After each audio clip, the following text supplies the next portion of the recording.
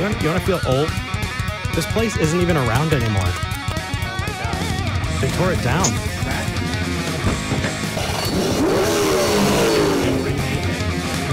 Anyway, I can't hear you at all.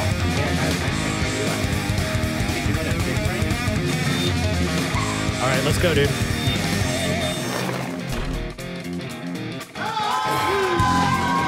Hello and welcome to Talk Heathen. Today is Sunday, September 8th, 2019. It is Season 3, Episode 36. I'm Eric Murphy. I'm Jamie Boone. And we are happy to be here. Dude, how have you been? I've been pretty good. Yeah? Actually, our schedules have aligned. I think We're having some technical issues. We're having a little bit of, there it is. There we go. Let's try that again. Woo! I'm Eric Murphy. I'm Jamie Boone. Welcome back, man. Welcome back to you as well. I was on more recently solo than you, so yes, welcome back to Actually, you. You're going to be on immediately after this too. Yes, dude. I know you've been real busy, man. But yeah. So, how have you been? What have you been up to? Life, usual. Just got a job, lots of boring job stuff. Yeah. And then same here. Trying to gear up to do some of what you've been up to with your independent little streaming stuff over here. Well, yeah. Eric the Murphy on Twitch. Eric the Murphy. Oh my God. Eric the Heathen on Twitch. This is why I don't get paid to promote. You know things. what? That has actually been pretty fun. I did a couple games yesterday. I've been doing it every Saturday, but that's been good. Other than that, yeah, same here. Just working. But when are you going to be doing your stuff? Soon. At Jamie the Heathen, Soon. Who has everything on freaking social media. True. Jamie the Heathen. I was gonna say I now do. Yeah. It's Jamie the Heathen on everything. It's Jamie the Heathen on Instagram. It's Snapchat, Twitter. I don't know why I left that one till third because it's kind of my favorite. What am I thinking? Oh, YouTube. So they can subscribe to Jamie the Heathen on YouTube and see all of your nothing. Just like me. All right, you know what? No, we're in the same boat. We're in the same boat. Now that I've been sufficiently we can shame each other. No, it's okay. Yeah, it's okay. Fine. Dude, how about this? I'll issue you a challenge. Ooh, all right. Well, I'm going to win. Jamie, here's the challenge. Let's see. It's September 8th, 2019. I challenge you to see who can get your channel started by the end of the month first. Who can get my... I accept. Channel. My which channel one of us channel. is going to start my channel by the end of the month? Yeah, you want to do it? By the end of the month. Did you say first? Commit. Or the first one of us to launch our channel with our respective channels with actual content and not just a, hey, I beat Eric video. You know me very well. So I was going to say, with content created after this handshake. Sure. None of this pre-prepared card out of a deck of cards squirting cider in my ear. Done. Shit. Yes. All if right. you got that musical reference, you're great. Right. Woo. There we go. There we go. Yeah. You ready to take a... actually, I do want to jump into calls, but I do want to say a couple other things first. Immediately after this episode, we got a atheist girl in the Southern world donated $1.99, said, love y'all. Awesome, thank you. Hi, y'all. Oh my gosh, the Twitch is actually starting to train me. I mean... No, so what I wanted to say was, while I was on the Twitch stream, a fan reached out and shared that they made a bingo card and is working on an app with someone else that's going to randomize the bingo cards so you can be able to hop onto a Talk Heathen app and you're going to see, there it is on the screen. Yeah. Oh my gosh, I'm so excited. Yeah, I was on Reddit last night and commenting a little bit with them at an hour that's appropriate for the fact that I had a show today. No, it's not. Anyway. I only need 5 seconds of sleep. It's fine. Yeah, so... really, really excited about that. Is there anything else? Yeah, Atheist Vanguard is going to be at 2:45, I believe. So after the show, we're going to point people to the Atheist Vanguard. Eric's going to win for sure. Hashtag Team Eric. Can we get a hashtag Team Eric? Yes. Eric is absolutely going to win this YouTube thing. And then right. Oh, wait. $1.99 in Merkin. My money's on Jamie. Somebody did. Woo. All right. Let's hop into calls because people are waiting. Let's go with Brandon in Arizona. Brandon, you're talking to Eric and Jamie. How are you doing? Yeah, I'm good. And yourself? I'm doing well. What did you like to talk about today? So, yeah, I talked to you last week. I wanted to find out if you'd watched that documentary of Dave Hunt's and see if you were going to burn my ears or not. Well, So I actually only just barely started it. So I had a whole lot come up. I got the opportunity to pick up a bunch of extra hours at work. So I'm going to be dead honest with you and say I did not get the chance to watch it. But I will. I absolutely will. I'm sorry, man. I committed to you that I would, and I still will. I just didn't get to it. I'm hoping that you watch that just because, I mean, I'd like to help you put that whole Harry Potter prophecy argument on the shelf because, I'd absolutely like that, because when you talk about fulfilled prophecy, right, if it's all contained within the same book, then it really doesn't hold water. And, appealing to numbers, appealing to big numbers. I mean, what are the odds that you were born?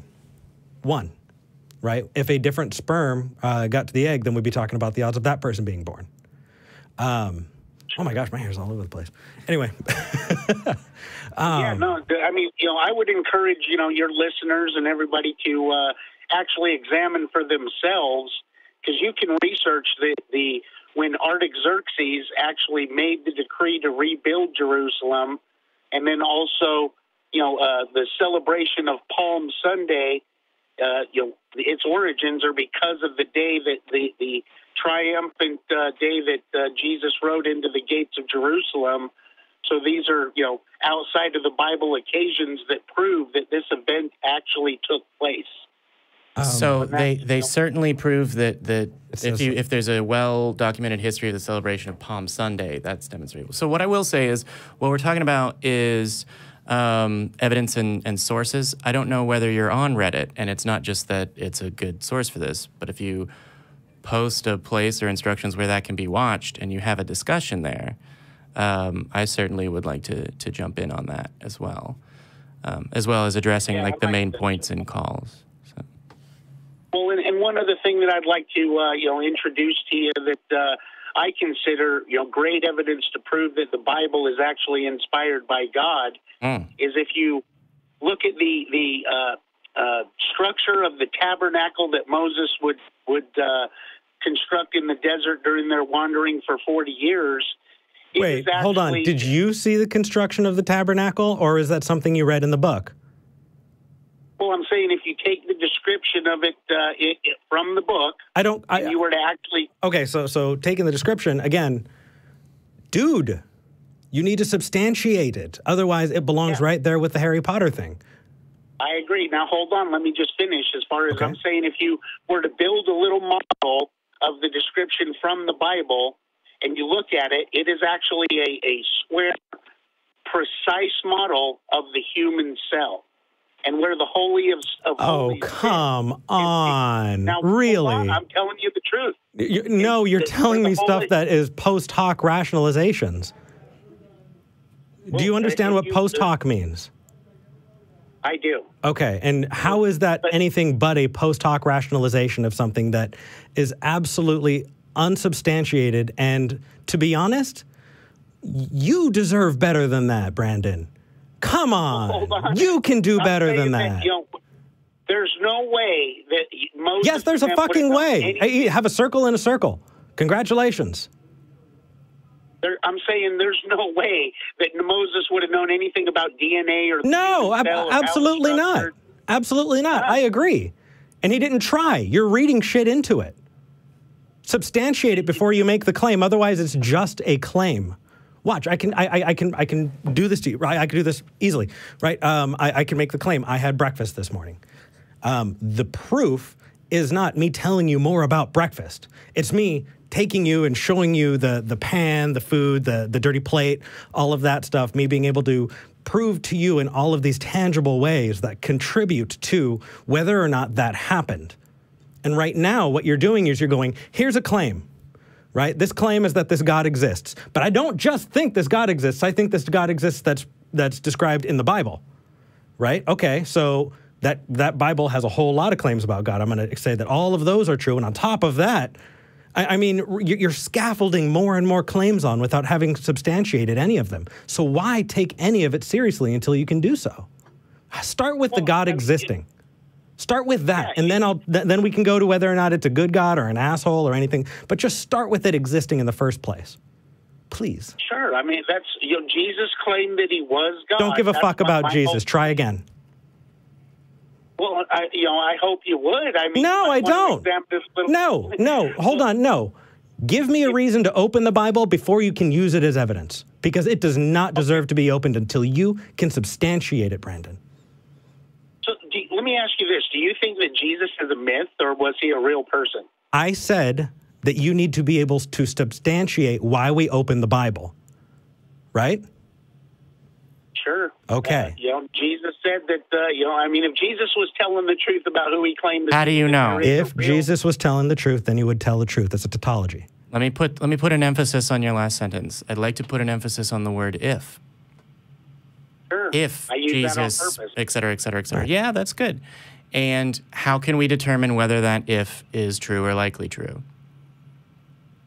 Because there's more evidence for him. The only person with more evidence in the first century is Josephus, is the only other figure in the first century. So, absolutely incorrect. Absolutely incorrect. Flavius Josephus kept manuscripts, dozens and dozens of records, to the point where I believe Josephus wrote about the way you replace your sandals. At which point, those records are backed up by numerous other records by officiates in Roman hierarchy. Yeah. Right? All of those things, independent from each other and concurrent at the, they're contemporaries. They're at the exact same time. And yet, you find that claims about Jesus only happen after the myth starts to spread. And so, no, they are not, they're not commensurate. They are not equal. Bart Ehrman wrote a whole book on Did Jesus Exist? And you should read it. Okay. Did Bart Ehrman come to the conclusion that you have? And I'm going to go ahead and give this as just a tip. Yeah, in general, when arguing, comparative absolutes, like this is the most X, invite a lot of things that probably don't involve your point, because now we can talk about anything that is historicity of the first century at all. Does that make sense? Well, like when you say he's the most documented, etc. So the best two things. wall. One, you're now talking about comparing him to other records. And two, that doesn't tell me how good the records are. If there were literally no records of anyone else from the first century and one page that said, I saw Jesus, period, signed some dude that lives in the desert, he would have the most evidence for his existence in the first century. But it wouldn't tell me anything about whether or not there was sufficient evidence. Does that make sense? Yeah, it does. I'm just saying, as far as Bart Ehrman, if you guys have probably watched the debate that Matt Dillahunty hosted between Bart Ehrman and Bob Price, right? Mm-hmm. Oh, that's the mythicism debate? Yeah. I'm not arguing about whether or not a guy named Jesus existed in the first century. Yeah. Because that's a name. And I really don't think you care about whether or not a dude named Jesus or Yeshua existed. I was going to say, yeah. We're not talking about that. We're talking. Nazareth is a very important figure because, again, if he was I agree. In the claimed, future, you have the spread of an entire religion. So I would agree that the story of that figure is actually incredibly important. But that doesn't mean that character was the Son of God who lived a blameless life, who was killed brutally on Golgotha, right at Golgotha, and then 3 days later rose again bodily and appeared to 500.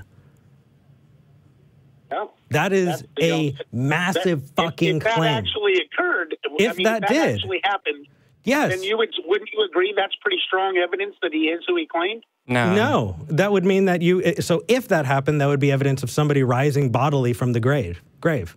And then, honestly, the most likely explanation is that they were incorrectly claimed to be dead.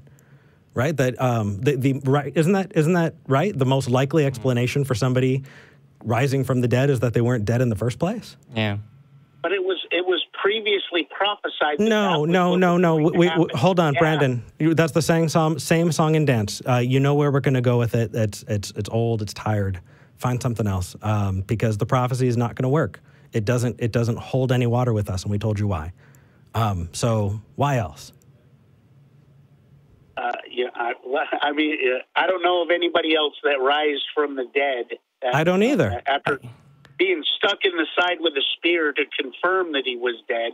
Dude. So it wasn't just a misdiagnosis. Okay, no, but again, Harry Potter was murdered and then rose from the dead using one of the help me. Oh, it was the Voldemort's Horcrux is what was destroyed. When but it was the Stone of Resurrection. It was part of the Deathly Hallows. Bible prophecy. Right? Oh yeah. Yeah, no, he died and he came back. Real world events. No, okay, you need to tie that to the real world. Hey, Harry Potter is related to real world events. There's an entire theme park.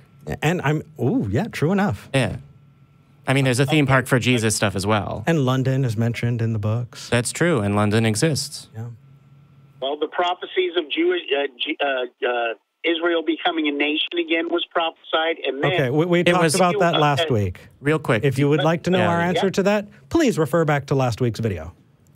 Sure, but let me give you a Sorry, prophecy Jamie, that hasn't occurred yet. The next little thing on the list of prophecy is about Damascus being destroyed and the entire world turning on Israel and making them the criminals for literally defending themselves. That's next on the prophecy list. So, when that happens, maybe then your listeners will take the Bible more seriously. So maybe you should substantiate literally anything in it before we do. So, when you have a good prediction, when you have a good prophecy, right, it should be specific. Tell me when. Tell me where. Tell me who. How can I get more specific? Easy. Give me a date, Brandon. What day? This is where it's a complicated issue. We don't have enough time on this call to go over the exact day when Artaxerxes made the decree to rebuild Jerusalem, and then precisely 173,800 I'm sorry. days later. Look at this. Just real big numbers. Just real quick, Brandon. Is it too complicated for God to understand? No. Are the prophecies that you're referring to of God? Yes. So wouldn't it be possible for God to put very, very, very specific details in his prophecy? For example, Israel, after becoming a nation, will be invaded by 7 other nations on Yom Kippur, would be, I'm pretty sure it was 7, a very specific prophecy that would then also be true. Well, it says that there's going to be many nations that come against them, and God's going to protect them. So, but would it be a more impressive prophecy if the date, and even without the year, if the date and a reference to the Jewish holy day was specific, and if it specified the number of nations? Well, that would have been great. Okay, but I'm so just saying, if there's a God that's all-powerful, that wants people to believe in him, because there are prophecies, why wouldn't he use the best prophecies? But you guys are just denying the Daniel chapter 9 prophecy. I'm asking you a very, very, very specific question about why God would do what you're saying he did. Well, if you just even look at the Yom Kippur war, there is no way that they should have won that war. They should not even exist. I think you're responding to his question to you by trying to give something else. I would actually really appreciate if you responded to Jamie's question. Yeah. Well, he didn't give us a prophecy about the Yom Kippur war. So, what can I Well, but say? you're referring to everyone will turn against the state of Israel or whatever, right? Yeah, like as a prophecy.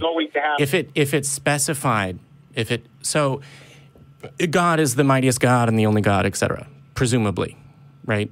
I'm pretty sure I remember those details from last week, and I'm somewhat assuming. Correct me if I say something that you don't believe about a God, except for when I say I don't think there's reason to, believe, because that's where we are. So if God was really all-powerful and the most mighty, why wouldn't he use the mightiest tools to accomplish his goal? Well, you're going to see a lot of that come to pass. I'm just saying that, But I've already seen it not. You've seen what not? I've seen references to prophecies in Daniel that talk about Israel, right, in the modern nation-state Westphalian sense of the state of Israel rather than the people of Israel. Right. Why doesn't it? Why am I unimpressed with the prophecies of God when God could so easily, if he exists, impress me? That would speak to me more than anything else. I'm like a political junkie. If he threw that in there, depending on what else he revealed about his person, he might persuade me to do all kinds of crazy stuff.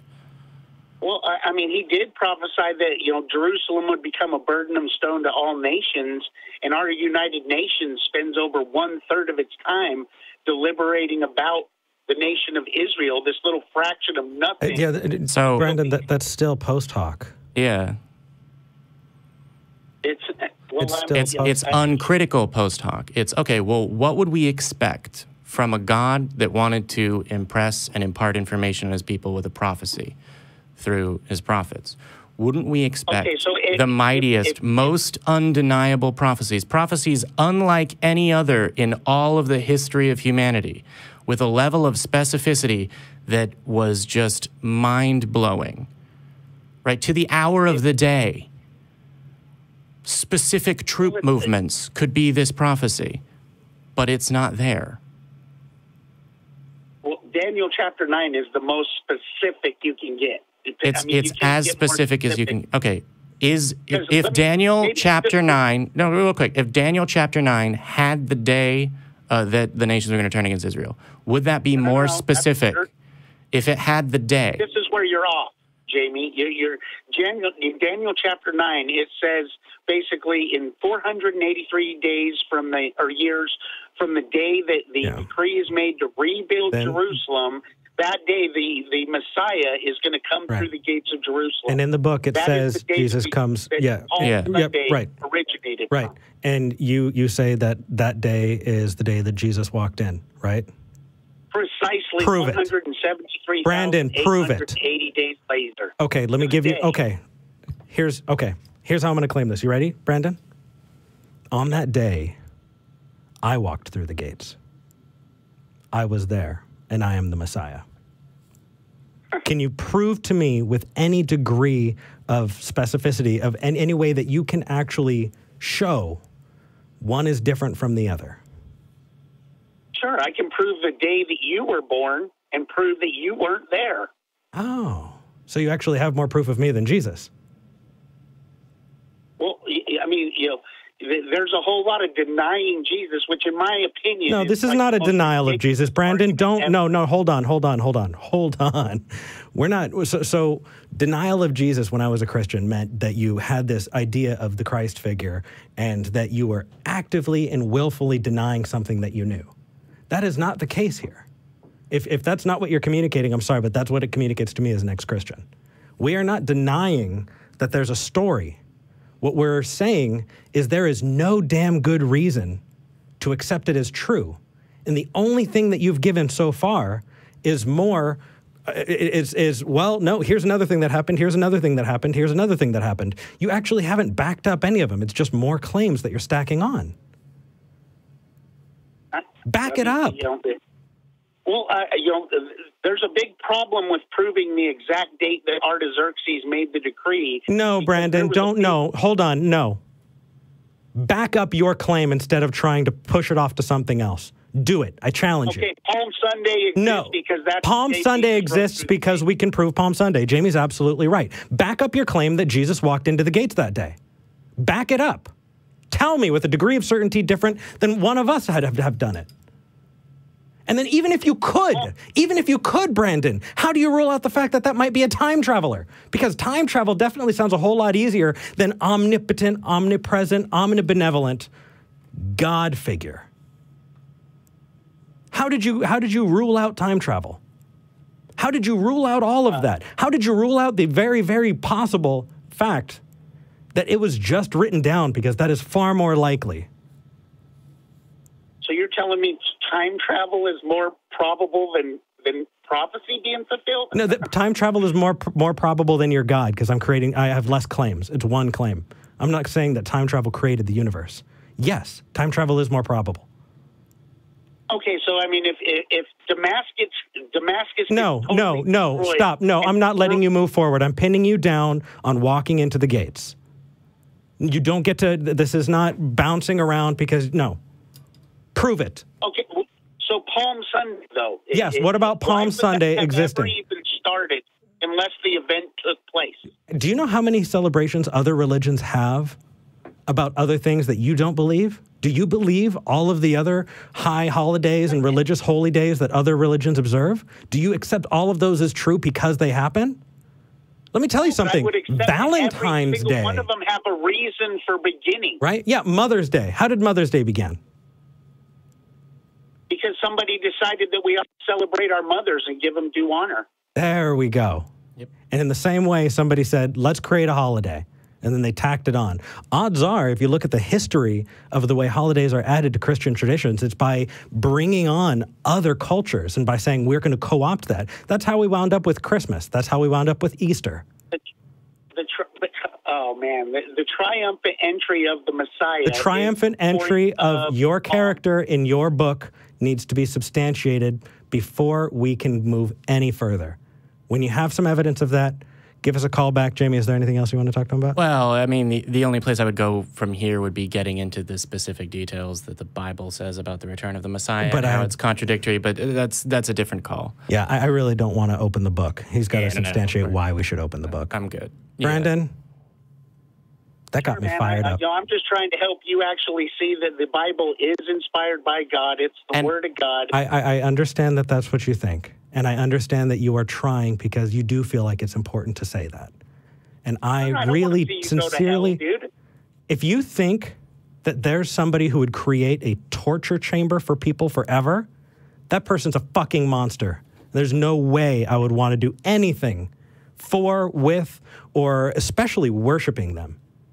Respect yourself. Don't do it either. That God is holy. And no, you don't understand. Okay, no, I'm getting dragged in now too. Look at that. Look, he pulled me in. Yeah, you're saying. I'm not doing it. Here, this is a quick aside. So real quick, because we're about to move to the next call. One, I really hope that you join the Reddit. There's a mute button.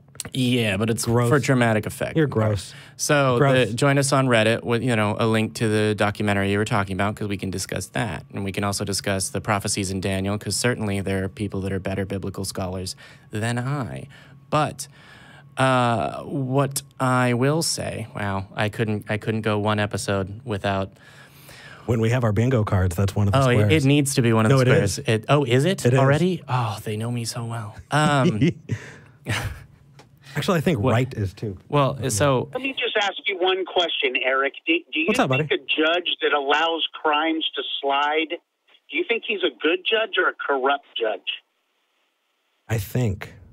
If he just lets murderers go free, it's no big deal, you know? A judge is a servant of the law. A mafia boss that allows slights against him to go uncorrected doesn't remain a mafia boss. And that's a much stronger analogy to the God you're describing, since the law that he creates is whatever he wants. Jesus, fuck. You're on fire, bro. Yep.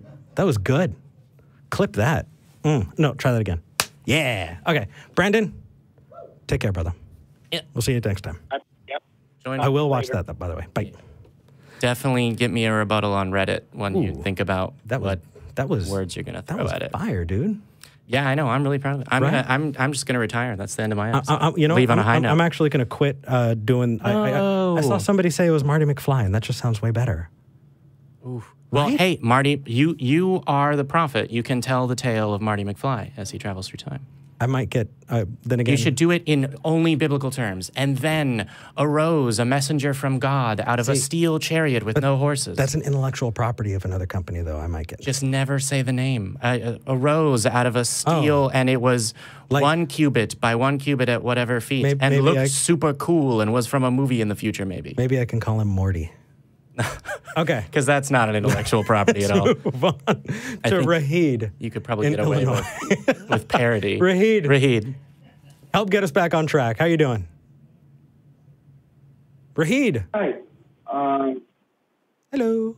I think my name is Rajiv, actually. Sorry, it was spelled differently. What would you like to talk about? It's R-A-J-E-E-D. He may have written down D in there. What? Sorry, can you repeat that? Yeah, my name is R-A-J-E-E-Z. He might have written down D in there instead. Rahiz. Rahiz. Wow. Okay. Okay. What would you like to talk about? Just call me Roy.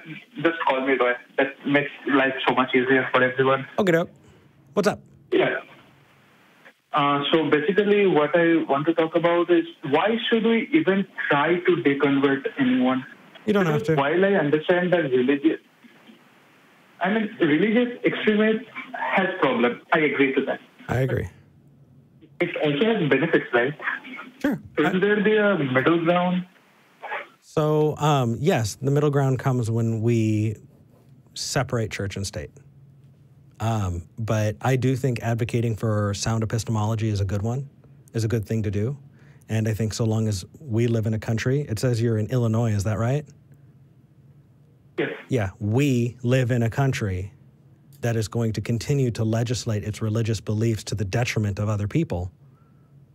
We have a good reason to do this. But do I think that, you're going to burn in atheist hell for not deconverting people? No, I don't care.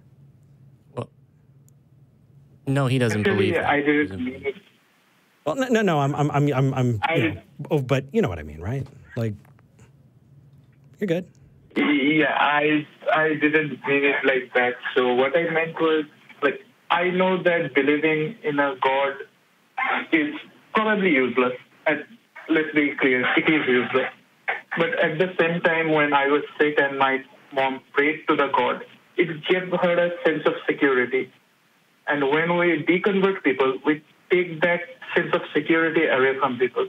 Most people are not strong enough to relax without a crutch. Why be so condescending about other people? Don't do that. Give them the opportunity to live I am not. Even I am not. I don't believe that. I did not mean it like that. I know you don't mean it like that, but that's how it comes across when you say that people aren't strong enough. Yeah. Give them the opportunity to live up to the best versions of themselves, and don't condescend, because whether you do it from a good place or a bad place, it's still condescension. Don't do that. I see. Please. I apologize for that. There's no reason to apologize. Apologize for that. Yeah, there's no reason to apologize. It's just because somebody does something, because it gives them hope. I think the best thing we can do for people is to give them a clear view of the world that they're in so that they can make informed decisions, right? There are people I know and knew, and Jamie, I know that there are people that you know who treat this life as the before and don't do things that they wish that they could. They don't live fulfilled lives because they think they're going to get another chance. They might not tell somebody that they love them because it's just too hard now. They don't, might not reach out to seek resolution to problems because you'll see them again in the afterlife. And I've seen and been to funerals where somebody would have the gall to stand at the front and say either A, I wish I was them because I could be in the kingdom of heaven right now, which is wishing for death. Or B, you have people who, which I've experienced in my own family, an altar call where you take the memory of somebody and hold it hostage and say you're never going to see them again, and they're so sad unless you give your life to Christ. At which point, or both. You can get both at the same time. It's detrimental, it's painful, and it's condescending. It absolutely sullies the memory of, my grandmother, for one. But there are lots of other, there are absolutely reasons to stand up. You don't have to, but I would contend that there is good reason to. But then I can also say that there is good reason because it gives you peace of mind to know that you will be united with your loved ones. Depends on your family. There are people who I'd rather never, ever see again. We are never, ever going to see each other again. Sorry, it's a little dark. Yeah, if you're thinking about the people I'm thinking about, holy crap. I knew some racist people. I didn't have the opportunity to meet them.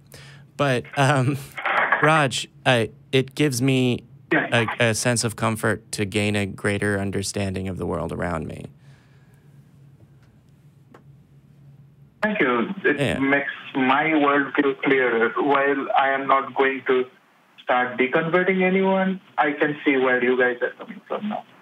Cheers. Thank you for saying that. That's very, insightful. Then we're really glad you called. Rock on, man. It actually had you as a religious caller. We have you as a theist on our lines.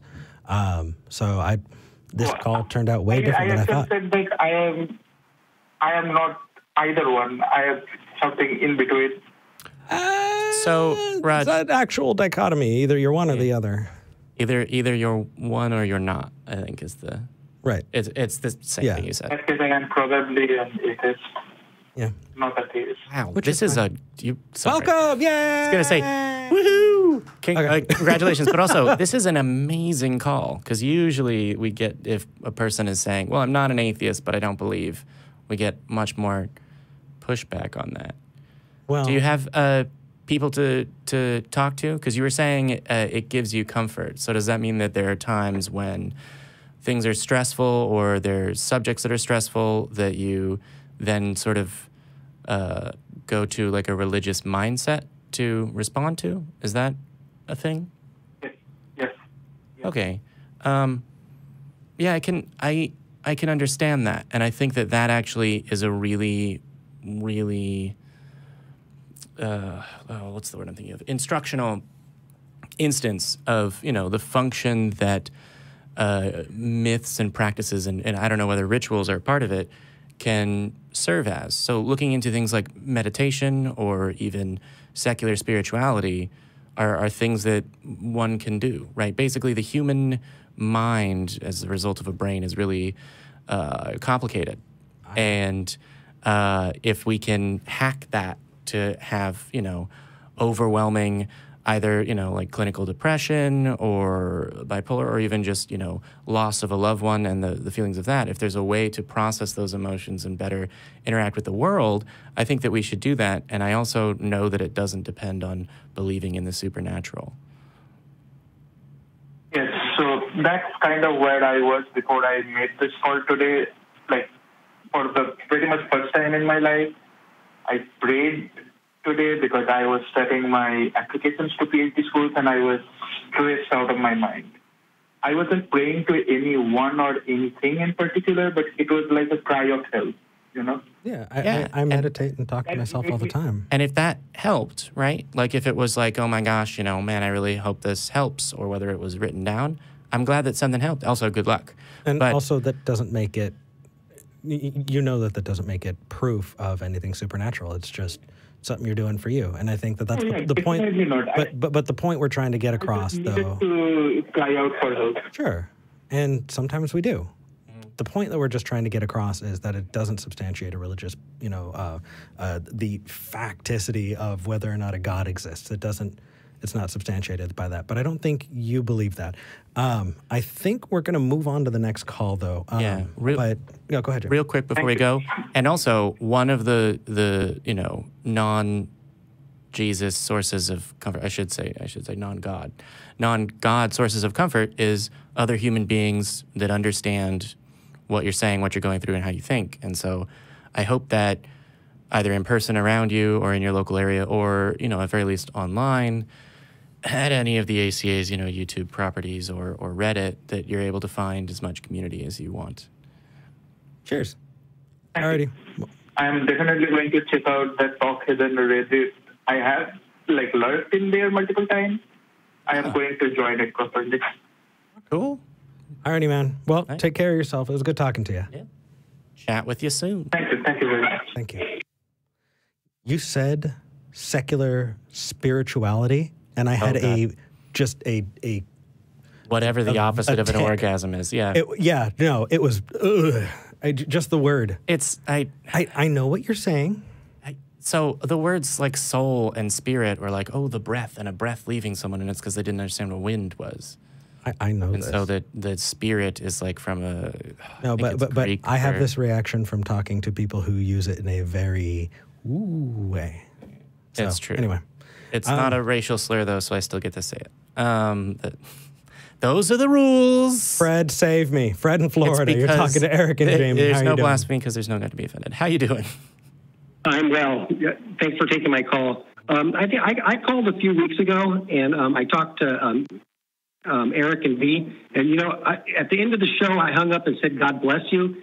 And you were very gracious to me, Eric. I just want you to know that I apologize. I didn't do that on purpose. Oh, dude! You know what? Actually, I saw you in the comments. I honestly, when it's a habit, it just is a habit, and I totally get that. You didn't mean anything malicious. That's the way you understand. Making all kinds of statements like I did it, to be an ass and stuff. And I did do it by habit, and I just want to say, again, that I'm sorry. It was a habit.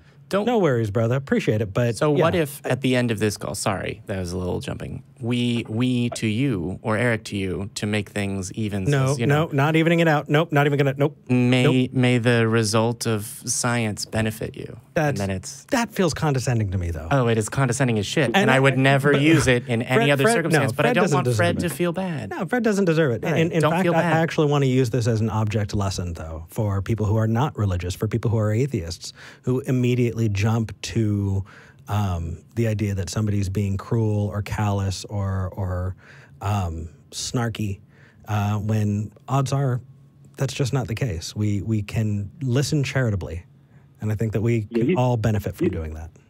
You're very gracious. I appreciate that, because, I do. But, really my call was, I was listening to your call from Brandon from Arizona. I was going to call about something else, but, he was talking about the prophecy about Israel and stuff, and you said that you wanted something more specific. Mm-hmm. And when I had called a few weeks ago, you said that it was too specific, so people fulfilled it. It seems like you're playing it either way, Ooh, that's actually a really good question. It's also possible, in Eric's defense, that prophecy is just a terrible way to try and demonstrate the truth or validity of a prophet, right? Like there are psychics that have predicted, name a recent terrorist attack from the last 10 years. And in part, it's because they've predicted, they predict 500 and one of them is correct. And then no one remembers the 499 other ones. And that's in a world where we have internet and Google, and those are published online with a date. Really now imagine... That's not really... It's true, it's true. But why would we... If we accepted that a person successfully predicted the future, this is sort of my response, why would that validate other claims that they made? Because a person can correctly predict the future and then say, oh, and my dick is 9 feet long, right? But that doesn't mean that... You would pass out. I mean, that's not a problem that I don't have a 9 foot. It's a hypothetical. Like you would get aroused because you would pass out from lack of blood. I don't like that example. I wish you'd, Sorry, Fred. That's a little. Clean it up a little. Right. That they also said that they were capable of running a 2-minute mile. Right. But it doesn't mean that they're the Flash if they can predict. That's really not addressing the question that I asked. It's like about playing both sides. So here's the thing: is there are problems with prophecies that are not specific, and there are problems with prophecies that are specific, and that's, I believe, because at the core, using prophecies is a flawed venture. Well, so let's go into the specifics, because I think Jamie's absolutely right, and I think it's a really good way. We should absolutely clarify it. So let's get to the nitty-gritty of it, right? Fred, do you have the specific thing that I had spoken about? Do you remember exactly? It was about Israel coming back as a nation. Okay. And from being scattered all over the world and then coming back. And I believe that my response... to me, it was very specific. He said who it was, where they would go from, where they would go to, where they would come back to. Well, and you said that the world got together to make it happen. Mm-hmm. And because it was specific, they were able to do it. You wanted something more, if it wasn't so spelled out, that it would be more credible, or that if you went and dug it up or something. I don't remember exactly what it was, but it was saying that it was too specific, Sure. I absolutely get where you're coming from with that, because I could absolutely see you going, Eric, how come you're... And if I miscommunicated or I poorly communicated what I was trying to say, then you're giving me an opportunity to clarify. So I appreciate it. So when you have something that is put out with an indefinite date and you motivate people to make it come true, if they work together and make it come true, it's unremarkable, right? If you have something that's incredibly specific and you only hear about it after the fact, then odds are that it was created after the fact and is wholly unremarkable. Those are different things. And I don't know if I'm very clearly communicating that, but when you have something like, when Brandon called in and he wanted to talk about so many days after this prophecy, the Savior, Messiah, would walk into these gates. And then the only place that that's ever recorded is in the same book that that prophecy is. All it's doing is propping itself up, but there's nothing actually tying it to the real world. And then you do have things in the real world. But I'm going to tie it to the one that I did talk about. Israel really did come back. They were scattered all over the earth, and the Jewish people, and they did come back to Israel. What if it would have taken... Not the one that, Sure. What if it would have taken 500 more years, 2,000 more years?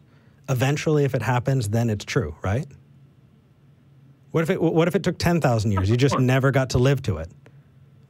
Of course. Well, do you think that the Jewish people would have remained a separate people from the nations? And again, we talked about this, that the people, Israel, be scattered out, would have remained a separate people from the nations they existed in. Without having a homeland for that long. When you have a people that are maligned in such a way, yeah, they do maintain their culture. Say they did that for more than 1,000 years. Do you know? There isn't necessarily a reason to. And the religion, what God, what they did in the Bible, what was told to do. That's what kept them separate.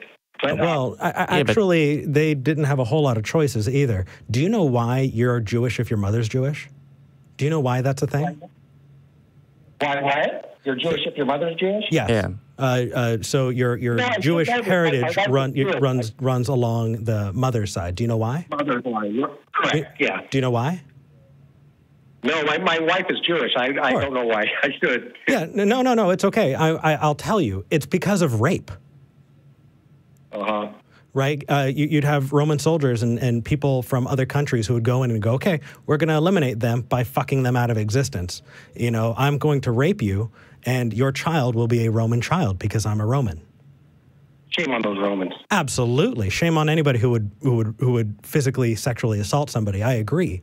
But if you say, okay, no, it runs along the mother's side, then you can look at them and go, cool, you're going to make more Jews. Right? They rolled with the punch, but that is just an example of a culture shifting to try and change to maintain its integrity and maintain its existence to survive. I mean, that is an example. There are lots of examples like that. Yeah. It still doesn't, I see, again, the prophecy, it's like, if it's fulfilled, it's because it was too specific. If it's not, it's not, I still say, it's kind of like you're like either way. So can I jump in here, Fred, real quick? Because your objection, I very much understand why it's a thing. And I think at the root of it, it's because you are looking for a prophecy that is persuasive evidence for a God. And we don't find claims of prophecy persuasive for the same reason that we don't find claims about answered prayer specific, which is, among other things, no one counts the misses, and a general prayer, for example, of, man, I hope something good happens today, can be fulfilled by looking at, anyone's positive test results at test results at a hospital, right? Someone figures out their cancer's gone into remission. I can claim that that's an answer to my prayer, but it's very general. Yeah, and I can pray down the hall died. Yeah, and I can pray very specifically. I can pray very specifically that so-and-so's cancer will go into remission, and it might. And we can say, okay, well, that's a thing that can happen without the force of God. So why would a person saying words in relation to it be persuasive, because ultimately prophecy is a person saying words about what will happen. And a person can say words about what will happen asking God to make it so, or saying that God is going to make it so. And the difference really only comes down to the way that we talk about those claims.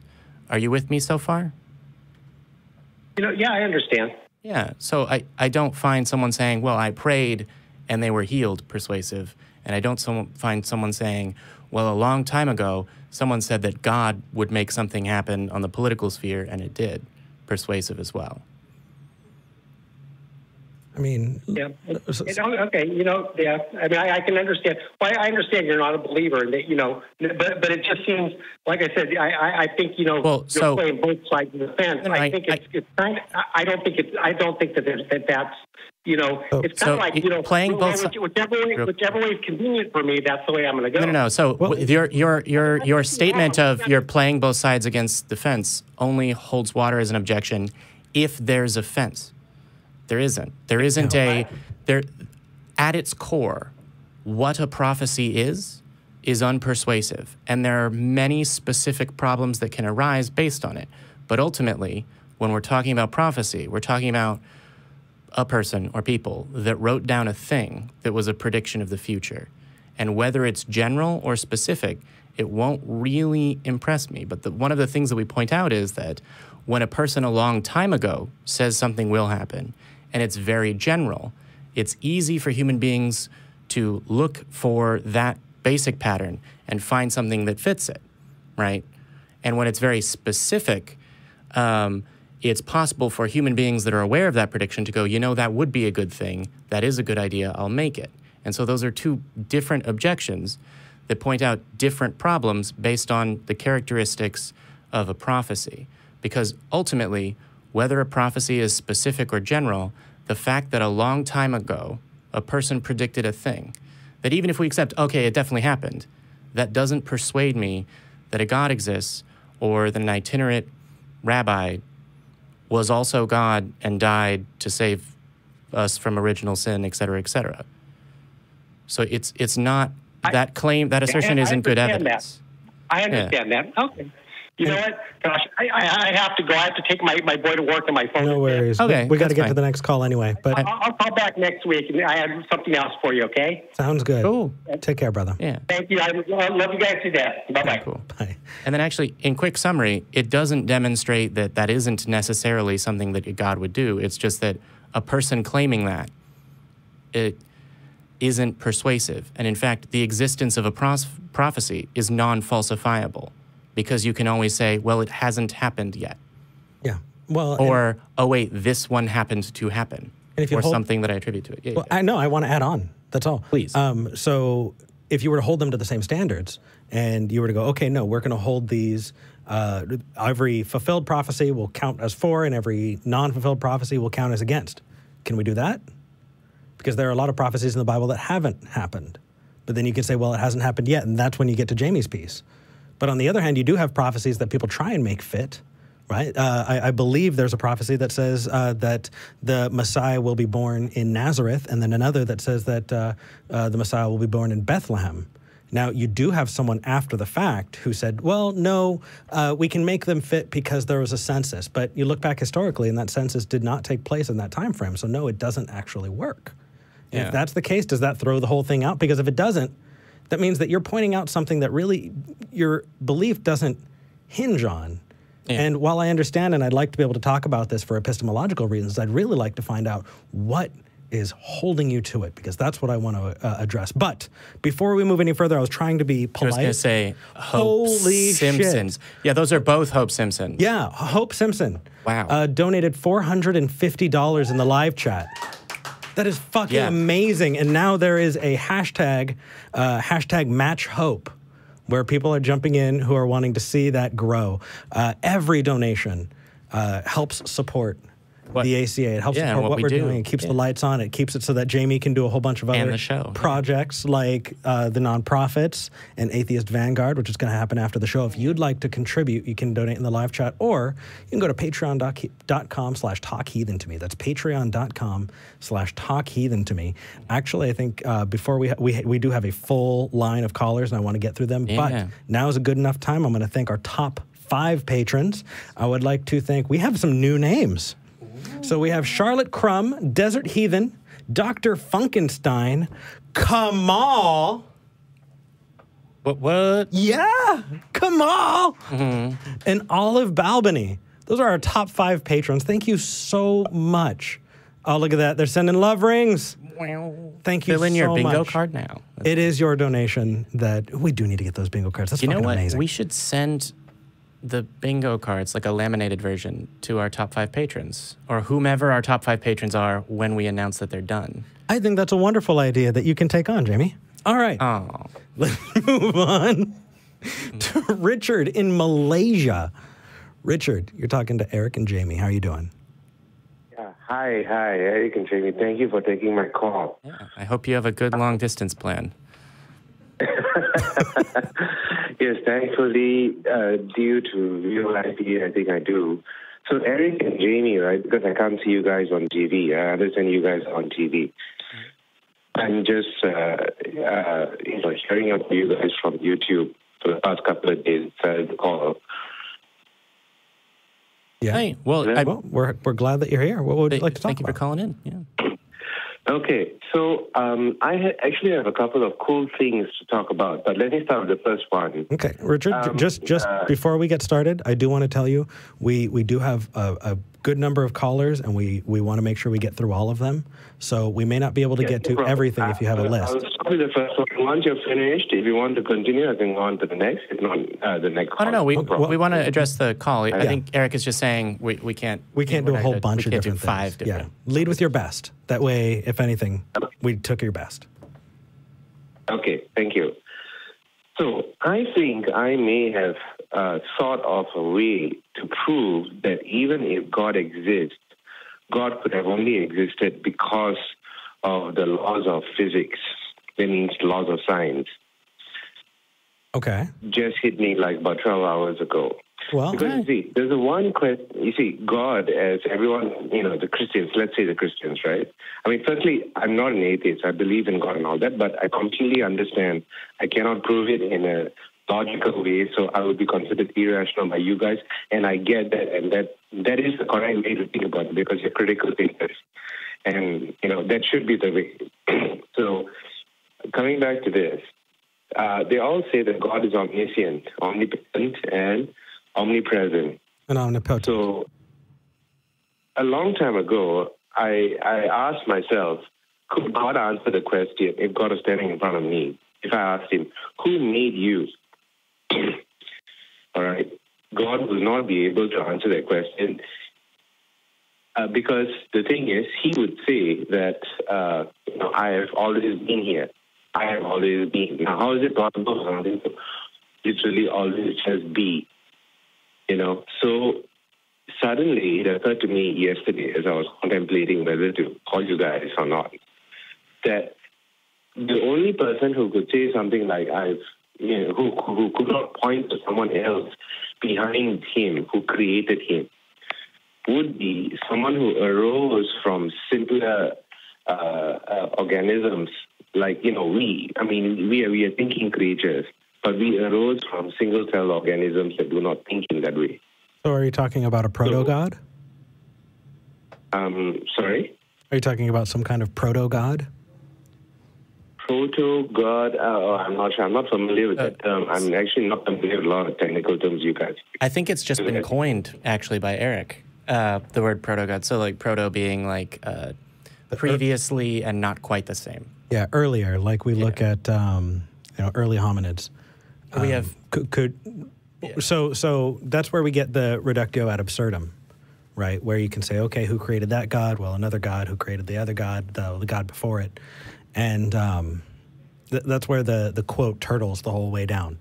right? You know, Right. how's the Earth held up? It's held on the back of a turtle. Well, what's the turtle on? It's on another turtle. Well, what's that on? That's right. Well, it's turtles the whole way down, right? You wind up in a place that doesn't compute. It's too many turtles, man. Oh, Yeah, I have thought of a way that it might compute. In fact, the only way I think it might actually compute is to say that this first thinking being that is able to create all the others that ultimately became a god for us, humans, so to speak, right, has to have arisen from, the primeval soup. Because no, it doesn't. that's the only way there's nobody before him. No, the primeval soup is something that we talk about when we talk about the beginning environment of Earth. That, and I'm not sure how often that phrase is used by people that are trying to say this is an accurate description, as opposed to like primeval soup. It must be Jesus. Yeah, no. If we were to talk about evolution coming out of something that way, then Jamie, I think you have a really good point here. Yeah, biogenesis. So. If you're talking about, I was throwing the last word on your thing. Oh yeah, cool. So if you're talking about like, oh well, a person that said I've always been here must have like the only place that he could say he's come from is something more primitive or a primitive creature.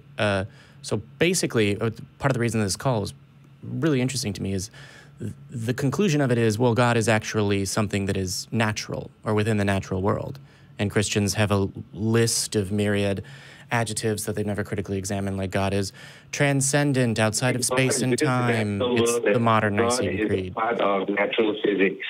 Yeah, well, I mean, so it arises from very simple laws of physics, which ultimately, given enough time, produce an entity that we call God. Yeah, so Richard, ultimately, the problem is that when people talk about gods and things like this, they tend to be talking about things that are supernatural, right? Outside of or above nature. And what you're proposing is that something that is like a god would have to be the result of nature. And it demonstrates to me that you have a tendency to examine things that exist in terms of like the observable cosmos, which I support. That's a real good way of going. Yeah. But I think that theists would say, no, it's outside of... Well, this person's a theist, though. Other theists. Yeah. The question, I guess, if I can jump in, please. Yeah. Is if this God came up after the universe existed, then do you think that there's some kind of supernatural beginning to the universe? Because that's what a whole lot of religious people have in common when they call it. No, all I'm saying is that, firstly, if you ask anyone who has a strong belief in God, if he's omniscient, that means he knows everything, right? It's impossible for that God to be unable to answer any question. But if you ask that God, who made you or what came before you, they would say, I have always been around, which is not possible because, there has to be something.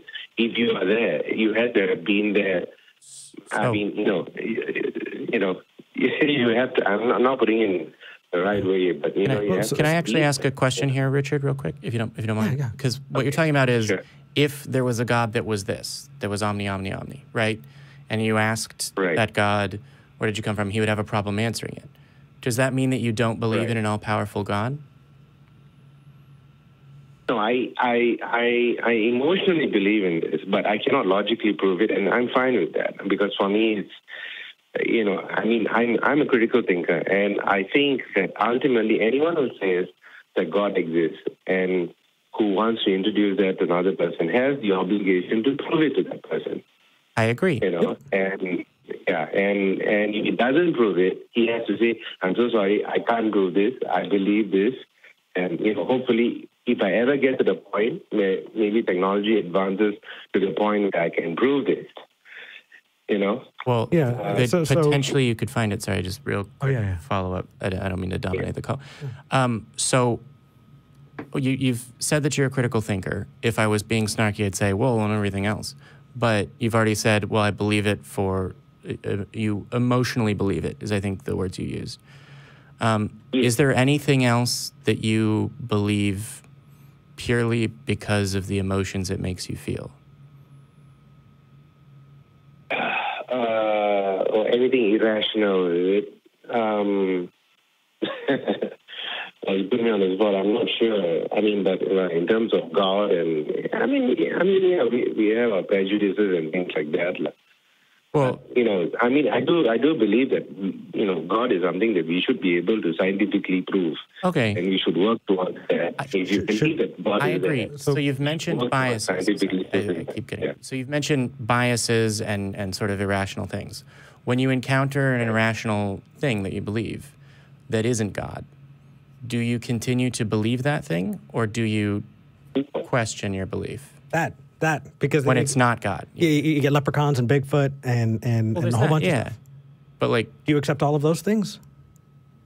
What he said. No. I look for proof. And Okay. Right. But if you don't have proof, insufficient proof. Yeah. No. so when you don't have proof, sorry. yeah, no, we're Wait, mind melding. Mind here. meld. Let's yes. Eric says when you don't, but if you don't have proof, do you accept that belief as true or likely true? Jamie's about to make a comment that's going to make Eric face palm. Okay. Okay, go ahead. Sorry, he's messing with. Yeah, no, go ahead, man. True. Yeah, I don't accept that as true or likely true. Actually. So why do you do that for the God belief? Well, that's because it was an internal experience, and unfortunately, when it's an internal experience, it is.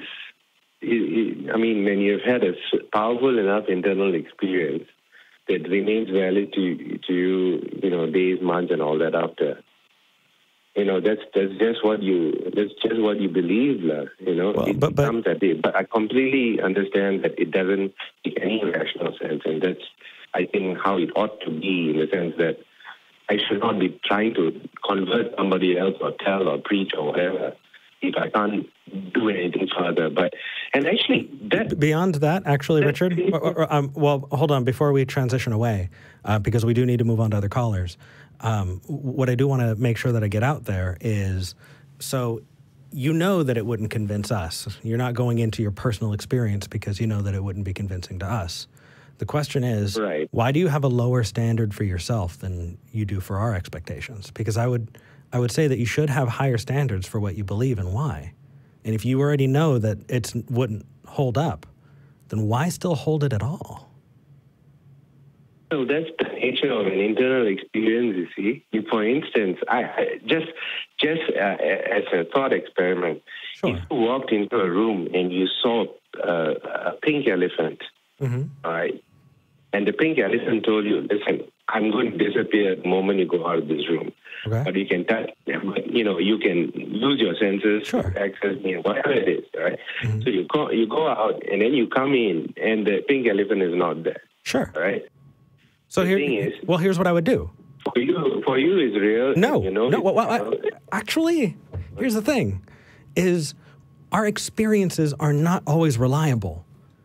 What I would say is the most likely thing is I had a mental break, or that something happened that I cannot explain. But if I were to try and place that in the world that I live in and try and go, I would not say that it happened. What I would say is, this is what I experienced. But I definitely would not lend credence to it. I have to contextualize this in the world that I'm in, because I know that my senses are unreliable. I know they are, and it is far more likely because we have absolutely shown that people have had visual and auditory hallucinations, and that is far more likely than something that's never been proven at all. Yeah. Well. So if you know that, then please examine the experience. Yeah. So when you're talking about it's an internal experience, and unfortunately that's not something that you can share with us. That's true. When it's an internal experience, it's not really directly something that you can examine. But there are circumstances that continue that you can look into to learn more about it. Specifically, that experience arises as a function of the brain. So you can learn more about the brain and how experiences occur to examine what kind of that experience was.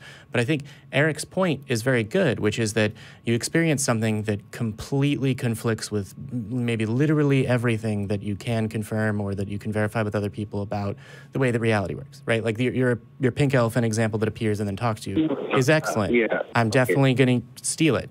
Thank you. Thumbs up for rock and roll. But when you have an experience that conflicts with reality, when your brain experience or perceives something that conflicts with reality, which should win out in that conflict? Experiences in your brain or what's confirmable about reality? Of course, what's confirmable in reality, but that's the thing. What I experience may not be out of reality. It may be an aspect of reality that at this point in time is not well understood enough to stand up to, a double-blind study or whatever it is. Absolutely. When should you believe that that is the case? That it's something other than a product of your brain? Is it before there's evidence that it's not a product of your brain or after? Well, the thing is, okay, all right, okay, I get your point, but that's the thing, is if you. Anyway, Richard, I think we're going to move to the next call because we've been on this one for a bit. Although I love it, and I really do hope you call back. Yeah. Repeat caller, and then if you use Reddit at all, that would be cool too. Reddit, Discord. It is. Is it 3 a.m. in Malaysia? Yes. You waited until 3 a.m. to call? Yes, it's 3:10 a.m. in Malaysia. You fucking rock. Yeah. Thank you for calling in, man. I don't hold the belief that a God exists, but I now know that there's a saint. So, I mean, in the euphemistic sense of the word. Because Thank you very much. Thank you. Because the number of saints that have done things that modern Christians would go, well, that's not saintly, is immense. Two things really quick to answer the live chat, because I know that that's something unique that we do. Number one, the earth is not held aloft by 4 elephants. That's Discworld. And they stand atop the back of the great turtle Atuin. But no, that's Discworld. You got that wrong. And also, I want to blow one person's mind, and that is they hopped in the live chat and they said, is this live? Yes, Jason. This is live. Okay. Let's move on to the next caller. Jimmy, who do you want to take? I was going to say, do you remember the name of all 4 elephants? But let's take River. River. Take me to the river. You're talking to Eric and Jamie. How are you doing? Good. I'm recently became an atheist, but I'm really desperate for morality and meaning. And congratulations, you're not alone, and you're definitely not alone in seeking that. But yeah, absolutely. Yeah. So first off, do you got a pen and paper? Or the ability to watch YouTube? Yeah, that's right. Yeah, you can watch this back. Yeah, I do. I have all those things. Yes. Look up Anomie. Anomie. I'm in my word browser right now. Omie. Anomie. Right. It's a French word that is used to describe this sense that you're feeling. It feels like the floor fell out from under you when it comes to morals and ethics and the way that you understand things. It's a kind of despair, and it's really, really upsetting. It's something that French philosophers, especially when they were talking about nihilism, really, really kicked into, and it's something that I know I had a lot of experience with. And so when you talk about that, right, losing the faith, it's not just about the God idea. It's how do you frame morality and ethics? Is that kind of where you're at right now? Yep, pretty much. Totally, dude. Okay, so I want to give you those things that worked for me, and I'm going to try and hammer them out quickly. I know we have other callers, but I really do want to give you good advice because, holy crap, I wish there would have been somebody who would have given that advice to me. You ready? Yeah. Okay. You cannot explain that why people should behave morally, correct? I don't know if that's true, but at the moment. Have an explanation yet. Okay. At the moment, no. But could you confirm with me that we do? You might not know why, but you can confirm that we behave morally. So let that start that framework, that you don't need to justify why we should behave morally, because we are creatures behaving in a moral way. What we're trying to do is explain why we do that. And, right? Yeah. I know. It helps. It helps. It helps a lot. It helped me a lot. But you keep going, right? And the more that we learn along different avenues, the better. So what I've been able to understand and learn is that the way we've evolved as empathetic creatures, and by the way, River, I do have to jump in. I absolutely screwed up when I was on with V before, and I was saying that evolution has absolutely nothing to do with morality. And I got nailed on it, and I absolutely was wrong. And I need to make sure that I stand up and say, hey, I was wrong. What our evolution did is, as social creatures, we are incentivized biologically to behave in moral ways as social creatures. The way that our brains are set up, we receive rewards for helping each other, and that behavior, when it's given back to us, right? It's how we're able to create the society, and we're able to see it in other social animals, and we're able to track that and see that empathetic response. And although that doesn't describe all of it, that describes a whole lot, and it is a good foundation to build from. The rest, you can say, is culture, but start there. And you know what? That's okay. You don't need to have an absolute morality handed to you from on high, because what you create and when you build towards it is incredibly fulfilling. Instead of being some peon that's being ordered around that you need to behave or else you get spanked forever in hell, instead what we're deciding is, as a society together, we're deciding how we're going to treat each other. And the more important thing is, and which I've seen people who I respect say, is that when you agree on what the goal is, it's no longer just subjective, right? Because that's what people say. No. Oh, it's just subjective. Throw it out. No, because if we agree that human well-being is the goal, then we can take a look at any situation and all of the different things you can do and determine what best leads to the goal that we agreed on. And that can be stated as objective morality. Absolutely. And I guess my problem is just establishing the goal in the first place. I can say, if you are a human, you have a goal of well-being. You just don't have a choice about that. It's built into your biology. And so if you're a human, I can go logically from that and say, with the exception. People who have a psychopathic... Well, and I also have clinical depression. I existentially don't want to exist. What you evaluate as morality, I think. Oh, right. You're right. So there's a difficulty for people, for some people, to naturally ascribe to that. But in general, your point is well taken. But even then, in general, there is a benefit to behaving morally, even if you have that even if you don't have that biological response. Right? If you don't feel empathy for other people, you are still incentivized to behave morally and ethically to be able to get what you want, to be happy. Otherwise, you're thrown in prison. Yeah, even if you don't love the system, man, you gotta play within it. Even if you didn't feel bad about killing somebody, if you find out that, hey, if I kill this person, I'm gonna have my rights taken away, I'm gonna be put in jail, you are incentivized not to do so. If you want to be able to have nice things, you're gonna have to work. And if you don't want to work, if you want to steal, you know what? You are running that risk, and you can make that evaluation, even as a psychopath. But I hope that helps. But it does help, and I'll just leave it with this. But I totally understand that I can be moral from the perspective of, it benefits me, but I really don't want that to be the only reason. I want it to be. You should be moral because it benefits the other person. But I guess this is a conversation for another time, and I do appreciate it. Thank you. So 2 things. One, for the love of whatever it is you happen to love, and also expletive or something, please join either the Reddit and the Discord, and we'll chat about this. And there's lots of people. Oh my God, the number of people with opinions about morality in the Discord. But you'll find it very rewarding and very satisfying. And 2, if that is something that you're trying to satisfy, either literally or metaphorically, plant a tree that you won't sit in the shade of, because someone else will, and you'll have put in the work. There you go.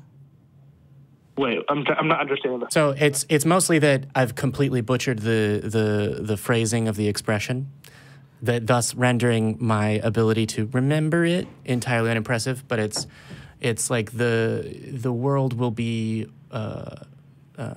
well run or something. Will be full of good when old men plant trees that they will never rest under, or something like that. So it's do something good for people that you literally cannot benefit from, right? That tree is going to grow and you're going to die before it grows enough leaves to provide shade to sit under. Example. I got to give a shout out to Neil, the 604 atheist. Neil first called in because he said that, you know what, out of the goodness of his heart, he's going to donate a kidney. Yeah.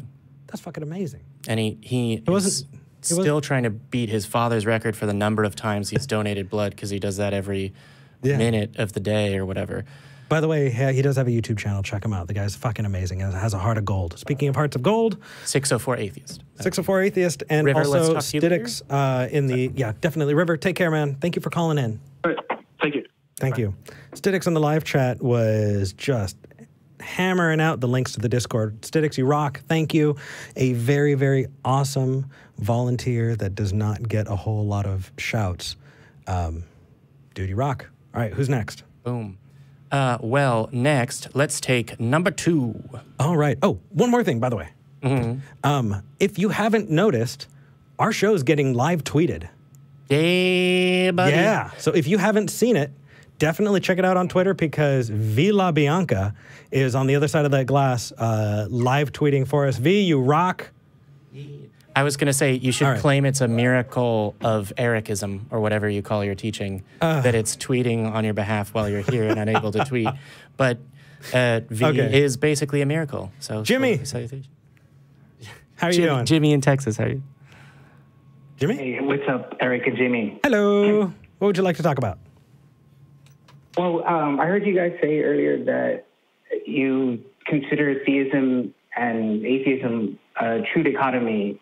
And I noticed that every time you call into one of the shows in the ACA, one of the first things the screener asks you is, are you an atheist or a theist? Mm-hmm. And so I wanted to bring up this system of thought or religious philosophy inside Paul Tillich's writings. It's also been associated with the indologist Heinrich Zimmer, where they speak of this position of transtheism. I don't know if you guys have ever heard of that. I have not, until I read the description of your call from the call screen. So if you can button it and deliver it quickly, we'll get the chance to react to it, but we won't be able to engage with it too in depth. Go for it. No, that's fine. No, I just wanted to give you guys a heads up, because it seems like it's almost, you guys seem ignorant, and especially if the screener is asking this question, are you atheist or theist? You calling me ignorant? I was going to say... Damn it, Jamie. Transtheism it's neither theistic nor atheistic, but it's beyond both of these terms. And, Paul Tillich used this term because he felt that a lot of the modern theistic rhetoric is kind of couched in this ordinary way of the Father being depicted as the supernatural entity, the bearded, sky daddy, what have you, that sometimes atheists, use as a parody. And so to disassociate his understanding of God, in which he called the ground of being, he wanted to get rid of all that detritus and connotations and try to use a term that was outside of what's ordinarily conceived in these, two views, whether it be atheists trying to understand God or theists, modern theists trying to explain God as the supernatural entity. But yeah, that's really all I had. I mean, if you want to take another call, I'm fine with that. So I have just a quick question about transtheism. Does it describe believing that a God exists, in part? Yes, I mean, it's of course, Paul Tillich had a much more sophisticated understanding of God, very akin to Spinoza. He wasn't talking about the God as a good majority of people conceive of as that the supernatural entity. Oh. He was agreeing with Einstein. He felt that was the childish analogy of religion. So Jimmy, it's the other way around. Einstein agreed with Spinoza. Well, and also that's not important. No, that's what I'm saying. Well, but Einstein did agree. Here's the thing: is you're making these judgments on how other people view their version of God, right? Yes. What I advocate that we should do is talk to people who present their own. And so I agree. Even though I don't agree with them necessarily, when they call, when they say, here's where I'm at, that's where we start. And so it's not necessarily touching on everything that you're stating. I just want to make that as a very clear point, if I make any kind of point during this call, and that is that if you try and reduce it down to, well, this is what I think that God is, what we're doing right now is meeting you where you're at and doing that exact same thing. But we're not necessarily kicking other people out and saying we're not going to engage there, right? I know. I definitely agree with that. Okay. I do a lot of debating myself on forums, live streams, and so forth, and I totally respect other people's understanding, and I try to, discern that as much as I can. And but in my encounters, I would say that a lot of people I encounter, atheists and theists, do have this conception of God akin to the so-called sky daddy that is made fun of often. That's even parodied by the spaghetti monster in front of your desk. Yeah. Well, so as a quick side note, have you considered doing those debates on the ACA Discord channel or the Talk Heathen Reddit? I got banned for no reason, and I've been trying to get back in, but the mods won't let me in. When did you get banned? Well, I have no idea. I asked why was I banned? How long ago? It was back in the summer, sometime during maybe July. Okay, yeah. So a couple months. Shoot me an email, mail@talkheathen.com, and I'll see what happened. If you were banned for good reason, then sorry, you can't come back. But I was going to say, but if whatever. Well, anyway. they'll yeah. But we have. This is not the official channel for mod appeals. No, and I'm actually not in charge of mods. But I can just bring things up to those mods. I've never been to Discord. That's why I couldn't understand why I was banned. I've never even been there. So I didn't understand why. I had never even been in Discord. Yeah, no, Discord detected that you were a transhuman or a trans theist, and it was just like, you know what? Maybe. Joking. People named Jimmy are not allowed. So here, as a quick, well, I guess I think we can give a couple more minutes to this because we only have two other in the chat. Yeah. So real quick, because what's good TV is me mumbling across the table at Eric, and everyone loves that, and that's why Hope donated a ton of money because my grumbly voice is great. Ándale pues, let's go. Yeah, si senor. All right. So your description of trans theist, I would probably say, is a subset of theism because it describes the existence of a belief in God. There is something interesting to be examined as far as Spinoza talking about God, because basically he said, God is the stuff that happens, which sounds a lot like pantheism, but I think in general people that ascribe to pantheism also think that there's some agency behind it, and I believe that Spinoza didn't. So, have you ever read Spinoza, Jamie? Not original works, but summaries. Because that's not what he was saying at all. Okay, well then allow me to say this. I'm gonna operate on the assumption that you've read Spinoza and that what I said doesn't accurately describe what he said at all. I was wrong. All right. Ta-da. Anyway, and that's how you do that. Yeah, better than I did. It took me an entire episode and a half to say that I was wrong on the whole evolution thing. But you probably did it less condescendingly than I did just now. I don't know, actually. I was pretty condescending. I was gonna say, you want to have a condescending competition? Do ya, punk? Huh? Well, Jimmy, thank you for calling in, man. And thank you, man. Thank you for taking my call. Absolutely. Take care. And join, and I was going to say, join other forums and stuff. So if am I picking up your ums? If I say what I will say is, I'm quitting. I was going to say I'm keeping a record of who does. So that's great. So what I do want to postulate, because I'm not saying what I will say is, because now it's on my mind, is what would you like to postulate? That when we talk about a dichotomy, we're talking about the statement and its negation. And so the statement, theism, right? A God exists. The negation of that statement is not no gods exist. It's just not a God exists.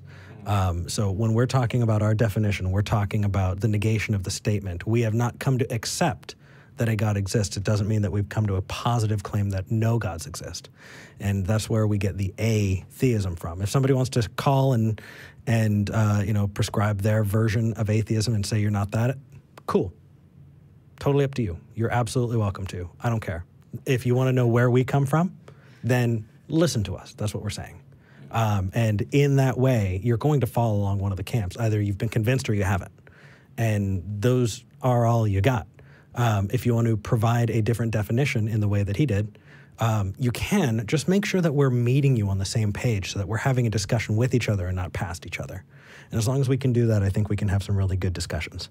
That said, let's move on to Ward in Minnesota. Oh, I was gonna. All right, well. Oh, you wanted to save Ward for last? Oh no, I was gonna say. So, no, Ward? it's fine. Yeah, Ward, Minnesota. Hi. Hey, you've got to mute the Talk Heathen stream, man. It is going to kill me. Yeah. No, I will. Shame. When I was coming on. Ding, ding. Shame. Ding, ding. The call screener warned you. Shame. Okay, yeah, there we go. Okay, I got it. What's up? Sorry about that. It's a sin in Ericism to. What's up? Thank you.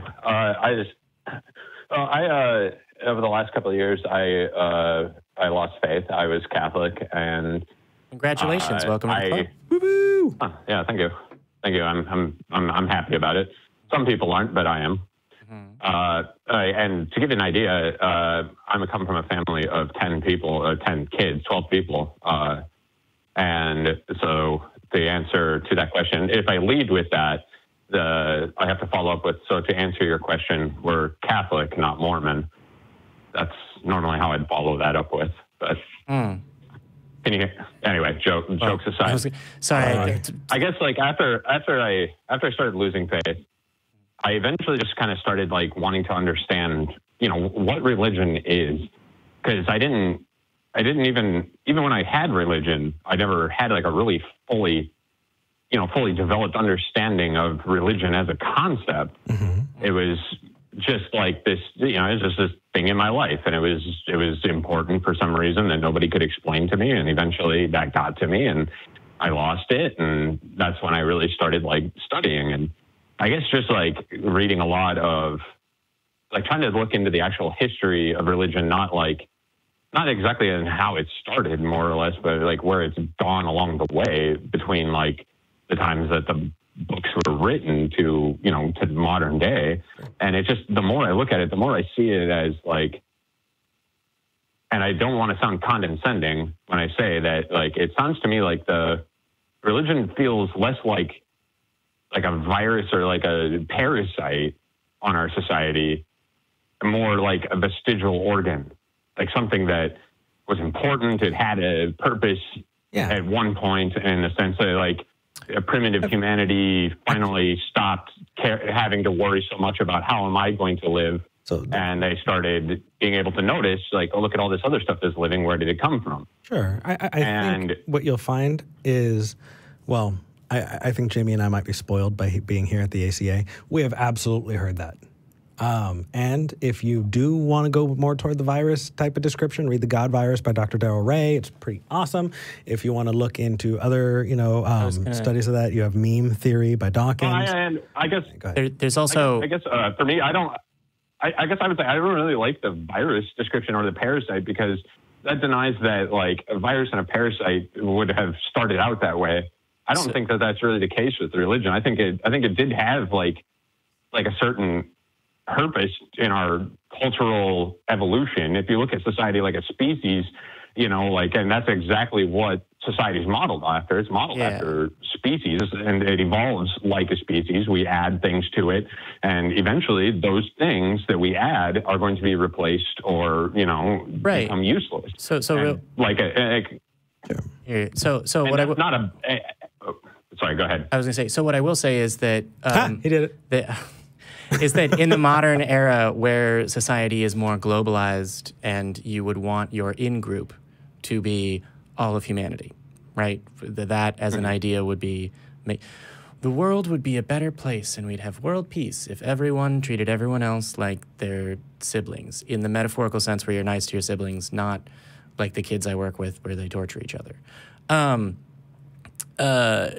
There's another book that I would recommend, which is Alpha God by Hector Garcia. Yes, because absolutely. There's also a period in human evolution, right? It's before the internet, but where religion and culture were indistinguishable entirely, because human life then was absolutely nothing like human life now, right? 30 was old, so society was run by 15-year-olds, basically.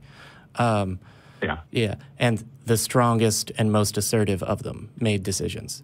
So, you know, ellipsis. And I guess like the reason that like I'm saying it like this is because like I really want us to start as a society start addressing the idea of, you know, like removing religion from the equation. And there's no, I don't see a way to do that without feeling like a negative way, you know, it being like in a negative way. Sure. And I think that like, that's why I think that the idea of seeing it as like more like a vestigial organ, like an appendix that helps us explain, you know, certain things like when, you know, like radicalization or fundamental problems with, sorry, go ahead. Hey, man.